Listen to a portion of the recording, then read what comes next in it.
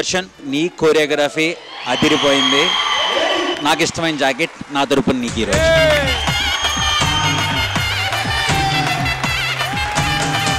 ఈ రోజు రాత్రి 9:30 గంటలకి మీ ఈటీవీలో.